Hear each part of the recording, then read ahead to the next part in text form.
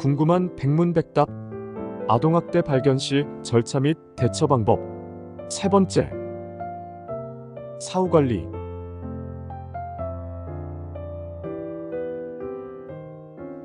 피해 아동에 대한 사후관리.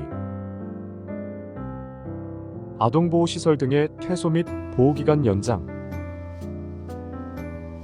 보호조치 중인 보호대상 아동의 연령이 18세에 달하였거나 보호 목적이 달성되었다고 인정되면 해당 시 도지사, 시장, 군수, 구청장은 그 보호 중인 아동의 보호 조치를 종료하거나 해당 시설에서 퇴소시켜야 합니다. 보호기간의 연장. 시 도지사, 시장, 군수, 구청장은 연령이 18세에 달한 보호 대상 아동이 보호 조치를 연장할 의사가 있는 경우에는 그 보호기간을 해당 아동이 25세에 달할 때까지로 연장해야 합니다.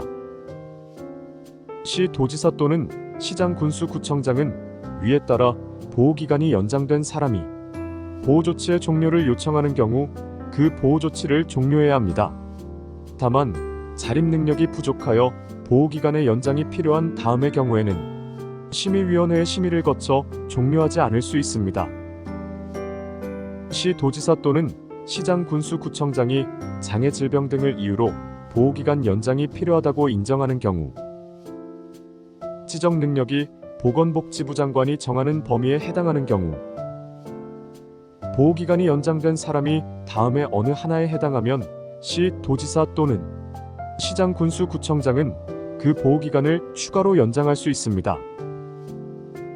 대학 이하의 학교에 재학 중인 경우 아동양육시설 또는 직업능력개발훈련시설에서 직업 관련 교육훈련을 받고 있는 경우 시 도지사 또는 시장, 군수, 구청장이 장애, 질병 등을 이유로 보호기간의 추가 연장이 필요하다고 인정하는 경우 보호기간이 연장된 사람의 지적 능력이 보건복지부 장관이 정하는 범위에 해당하는 등 자립 능력이 부족한 사람의 경우 취업 준비 등을 이유로 보호기간이 연장된 사람이 보호기간의 추가 연장을 요청하여 1년 이내의 범위에서 보호기간을 추가 연장하는 경우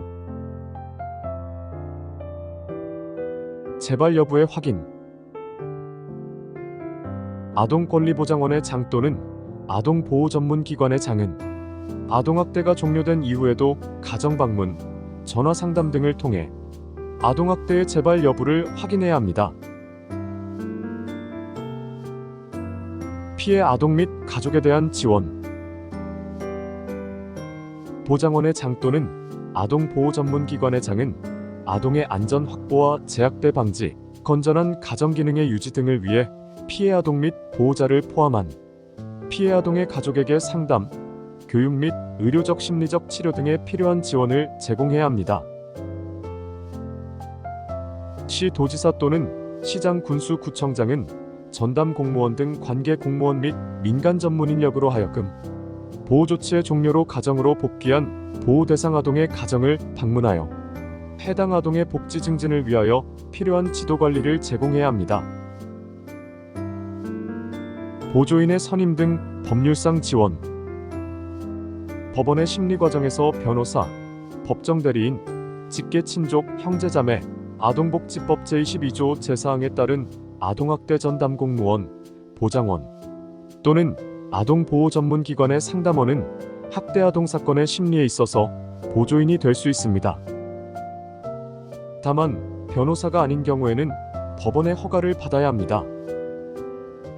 법원은 피해 아동을 증인으로 신문하는 경우 검사, 피해 아동과 그 보호자 또는 보장원, 아동보호전문기관의 신청이 있는 경우에는 피해 아동과 신뢰관계에 있는 사람의 동석을 허가할 수 있습니다.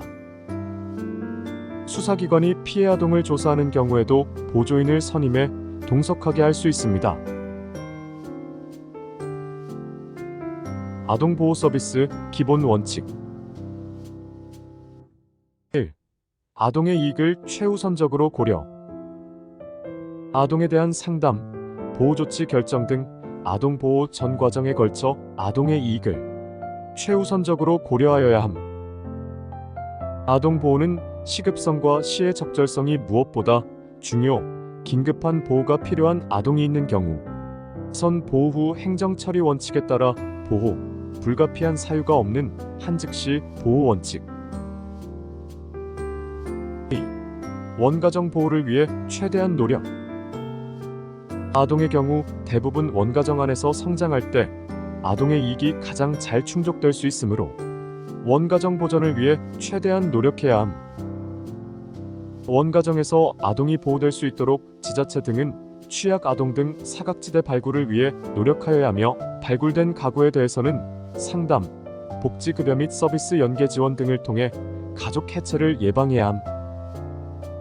보호자가 아동을 아동복지시설 입소나 입양을 희망하는 경우에도 일률적으로 시설 입소나 입양기관 의뢰 등 절차를 진행하기보다는 우선 원가정에서 보호 가능한지 여부를 살펴보고, 가능한 경우 최대한 원가정에서 보호될 수 있도록 필요한 조치를 취해야 함. 아동을 가족의 보호로부터 분리할 때는 가능하다면 일시적이고 최소한의 기간에 한해야 하며, 분리 결정은 주기적으로 다시 검토함. 3. 가정형 보호 우선 원칙. 아동을 불가피하게 분리 보호하는 경우 아동의 개별 특성과 상황을 고려하여 아동의 권리와 자유를 최소한으로만 제한하는 순서로 대한양육 유형을 결정하여야 함. 즉, 분리보호 형태를 결정함에 있어서 아동이 가정과 유사한 환경에서 성장할 수 있도록 입양과 가정 위탁을 우선적으로 고려하여야 하며, 시설형 보호가 필요한 경우에는 공동생활가정을 우선적으로 고려하여야 함. 4. 아동과 보호자의 참여 활성화. 아동을 보호 조치하는 경우 보호 대상 아동의 의사를 존중하여야 하며, 아동 및 보호자가 상담, 아동 보호 계획 수립 및 보호 등 전 과정에 참여할 수 있도록 지원해야 함. 다만 규제 아동복지법 제15조 제5항에 따라 아동의 보호자가 아동학대 범죄의 처벌 등에 관한 특례법에 따른 아동학대 행위자인 경우 반드시 보호자의 의견을 듣지 않아도 됨. 아동에 대한 보호 조치 후 보호자와 연락이 단절되지 않도록 주의해야 함. 5. 예방적 접근, 통합적 서비스 제공. 취약 아동의 경우 빈곤, 질병, 이혼 등 복합적 욕구가 있는 경우가 대부분임. 취약 아동에 대한 보호 조치 요청이 있는 경우 단순 신청에 의한 급여 제공에 그치지 않고 사례 관리 등을 통해 아동 및 가구에 대한 위험도를 종합적으로 평가하여 필요한 복지 급여 및 서비스를 통합적으로 제공함. 복지 사각지대 취약계층, 단전, 단수, 단가스, 사회보험료 체납 등 아동학대 정보, 의무 교육 미취학 및 장기 결석 자료 등 공공 빅데이터를 활용하여 위기 아동을 사전 발굴 예방할 수 있도록 상시적 발굴 예방 체계 구축함. 6. 수요자의 편의를 최대한 고려. 보호자 등의 신청 또는 사각지대 발굴 등을 통해 보호 대상 아동 가구를 발견한 경우 담당자가 해당 가구를 직접 방문하거나 통합 상담을 실시하는 등 보호자가 읍면동의 방문을 최소화하는 방안을 강구해야 함. 아동 보호를 위해 불가피하게 여러 번 상담 등이 필요한 경우 보호자 등에게 절차 등을 사전에 설명하여 양해를 구하고 보호자가 희망하는 시간 장소 등을 최대한 반영해야 함.